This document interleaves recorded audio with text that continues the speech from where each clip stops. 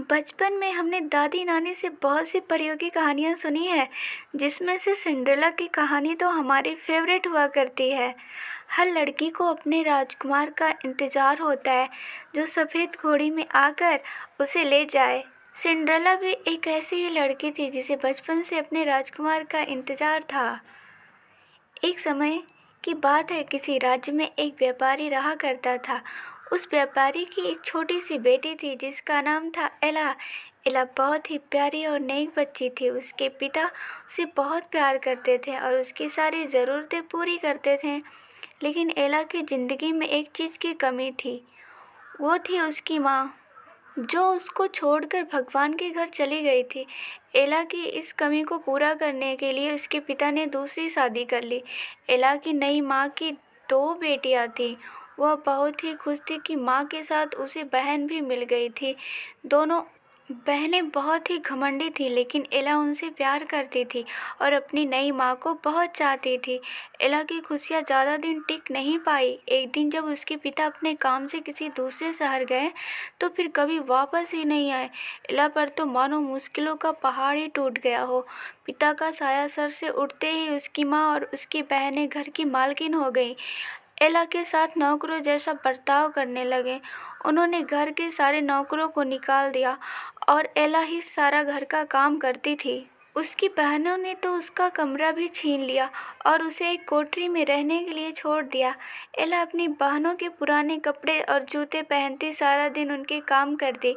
कभी कभी तो एला इतनी थक जाती कि अंगीठी के पास ही सो जाती। अक्सर एला जब सुबह उठती तो अंगीठी की राख सिंडर उस पर पड़ी होती। उसकी बहनें उसे सिंडर एला कह के चिढ़ाती और इस तरह उसका नाम एला से सिंड्रेला हो गया। एक दिन राज्य में ऐलान हुआ कि महल में एक बहुत बड़ा आयोजन है। राज्य की सभी लड़कियों को बुलाया गया है ताकि राजकुमार अपनी पसंद की लड़की से शादी कर सकें। राज्य की सारी लड़कियां बहुत खुश और उत्साहित थीं। सिंड्रेला और उसकी बहन भी अपनी किस्मत आजमाने को बेचैन थी। लेकिन फिर सिंड्रेला कि ये खुशियाँ उसकी सौतेली माँ को रास नहीं आई और उसने सिंड्रेला को महल में जाने से मना कर दिया, जिससे सिंड्रेला बहुत ही उदास हुई। बेचारी सिंड्रेला दुखी मन से फिर अपने काम में लग गई और सोचती रही कि इस वक्त उसकी बहनें क्या कर रही होंगी और राजकुमार देखने में कैसा होगा। सिंड्रेला जब इन ख्यालों में खोई हुई थी तभी वहाँ एक जादूगरनी आई। उसने सिंड्रेला को दुखी देखा तो उसकी मदद करनी चाहिए। सिंड्रेला ने सारी बात जादूगरनी को बताई। जादूगरनी ने सिंड्रेला से कहा, ओह प्यारी सिंड्रेला, मैं तुम्हारी मदद कर सकती हूँ।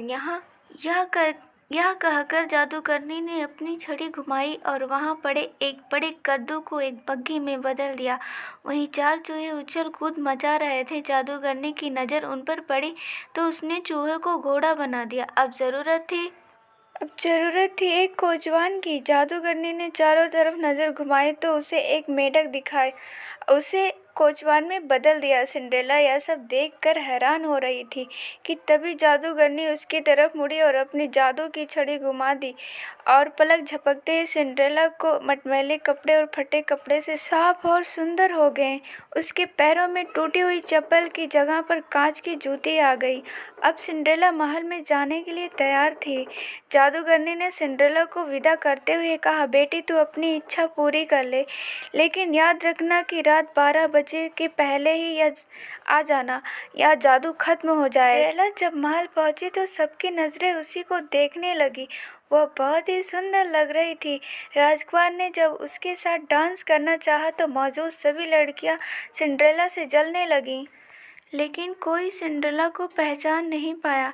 राजकुमार ने उसे देखते ही फैसला कर लिया था कि वह इसी लड़की से शादी करेगा। सिंड्रेला राजकुमार की आंखों में ऐसे डूबी कि उस जादूगरनी की बात याद ही नहीं रही। देखते ही देखते 12 बज गए घंटी बजते ही सिंड्रेला को याद आया कि 12 बजे जादू खत्म हो जाना था। सिंड्रेला बिना राजकुमार से कुछ कहे वहां से भाग निकली। वह नहीं चाहती थी कि राजकुमार उसे उसके पुराने गंदे कपड़ों में देखे और उसे नफरत करे।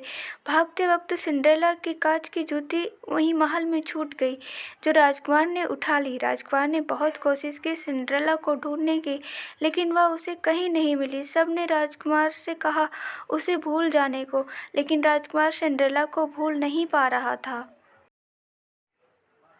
आखिरकार सारे राज्य में ऐलान हुआ कि जिस लड़की के पैर में वह जूते आएगी, राजकुमार उसी से शादी करेंगे।